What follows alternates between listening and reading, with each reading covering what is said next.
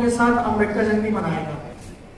Doctor Bhimrao Ambedkar वे शख्स हैं जिन्होंने भारत को उसका संविधान दिया और कोई भी देश बिना संविधान के नहीं चल सकता।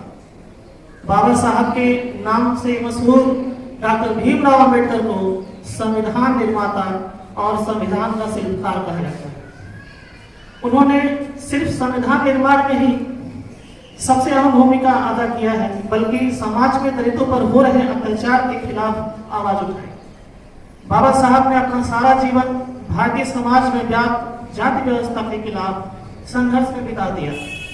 उन्होंने भारतीय समाज में समानता लाने के लिए काफी प्रयास किए। उन्होंने दलितों और पिछड़ों का अधिकार दिलाने के लिए पूरे जीवन भर संघर्ष किया।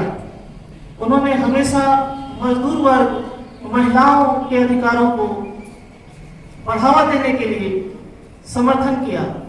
14 अप्रैल 1891 में मध्य प्रदेश के मेहू में जन्मे बाबा साहब कहा करते थे कि वह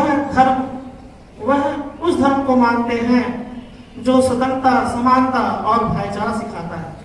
उनका मानना था कि जीवन भाईचारा और प्रेम से ही चलता है।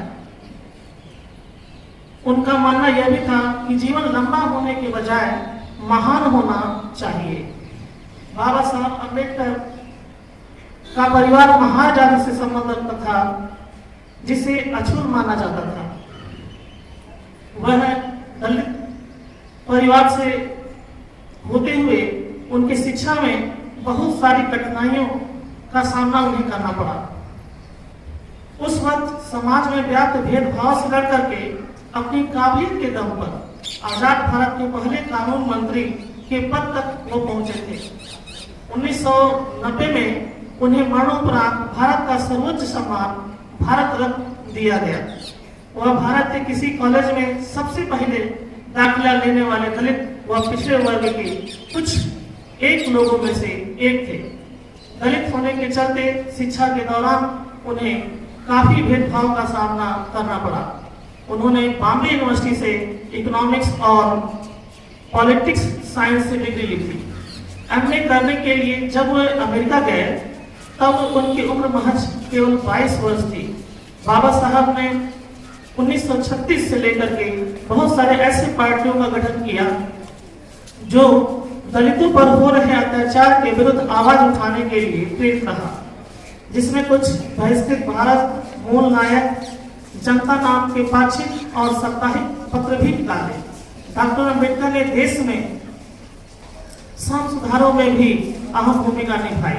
उन्होंने श्रमिक संघों को बढ़ावा दिया और अखिल भारतीय स्तर पर रोजगार कार्यालयों की शुरुआत की।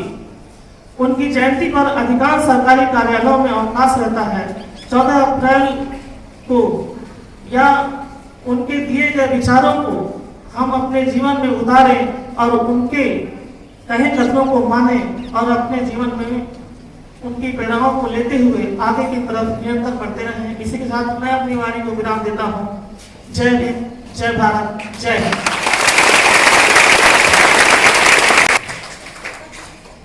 बहुत बहुत धन्यवाद सर।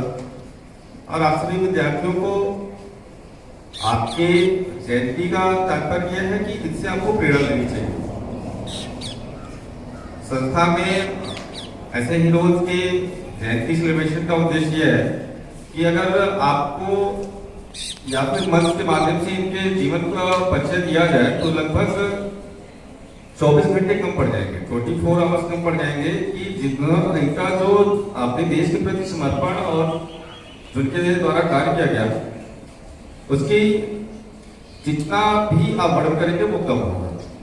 आप सभी विद्यार्थियों को आज एक दिवस पूर्व अम्बेडकर जयंती की ढेर सारी शुभकामनाओं के साथ मैं ये कहना चाहूंगा कि आपको एक नोटबुक बनानी चाहिए जिसमें जब जब जयंती